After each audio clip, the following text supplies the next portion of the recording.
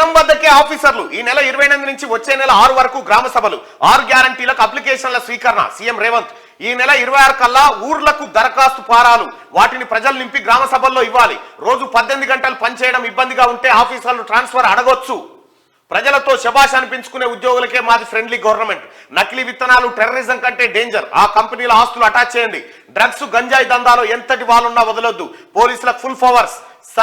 Sunburn పార్టీలపై కఠినంగా వ్యవహరించండి. జనం సమస్యల పరిష్కారానికే మనం ఉన్నామని గుర్తుంచుకోండి. స్వేచ్ఛను హరిస్తే పబ్లిక్ రియాక్షన్ చాలా వైల్డ్ గా ఉంటది. కలెక్టర్లు ఎస్పీలతో స్వేచ్ఛను హరిస్తే ఎంత కీలకమైన వాడు. ప్రజల స్వేచ్ఛను హరిస్తే పబ్లిక్ రియాక్షన్ చాలా వైల్డ్ గా ఉంటదని కలెక్టర్ ఎస్పీలతో సీఎం రేవంత్ రెడ్డి చెప్పినటువంటి మాట. అభివృద్ధి అంటే రంగుల గోడలు కాదు. అభివృద్ధి చేయడం అంటే అద్దాల మేడలు రంగుల గోడలు కాదు. పౌరుల నైతిక అభివృద్ధి నిజమైన దేశాభివృద్ధి. అద్దాల మేడలు కట్టో రంగుల గోడలు చూపించో అభివృద్ధి జరిగిందని ఎవరైనా భ్రమపడితే దాంతో పేదలకు ఎలాంటి ప్రయోజనం ఉండదు.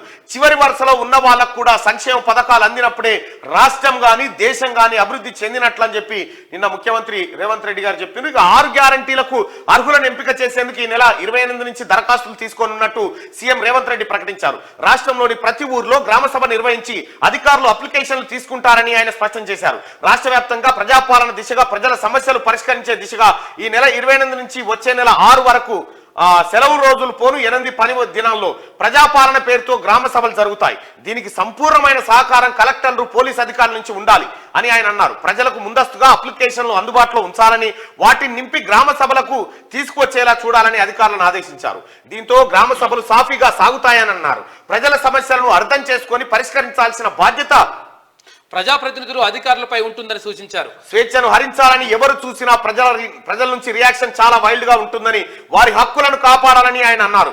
ఆదివారం సెక్రటేరియట్ లో కలెక్టర్లు ఎస్పీలు ఉన్నతాధికారులతో సీఎం రేవంత్ రెడ్డి సమావేశమయ్యారు.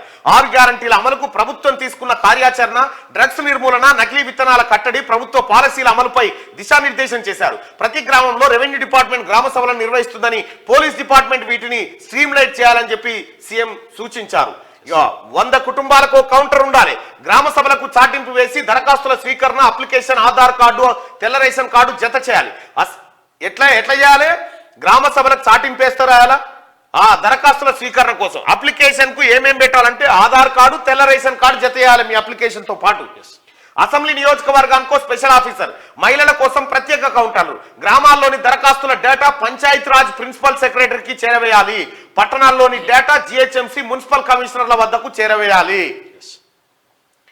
ఇక ఈ రకంగా ఈ నెల 28 నుంచి తెలంగాణ ప్రజలారా ఎవరెవరైతే కాంగ్రెస్ పార్టీ ప్రకటించిన 6 గ్యారంటీల్ని అందుకోవాలని తహతాలాడుతా ఉన్నారో, ఎవరైతే పేదలు నిరీక్షిస్తా ఉన్నారో మీకోసమే ఈ నెల 28 నుంచి వచ్చే నెల 6 తారీఖు వరకు రాష్ట్ర ముఖ్యమంత్రి గారు గ్రామ సభలు నిర్వహించాలని ఆదేశించిండు.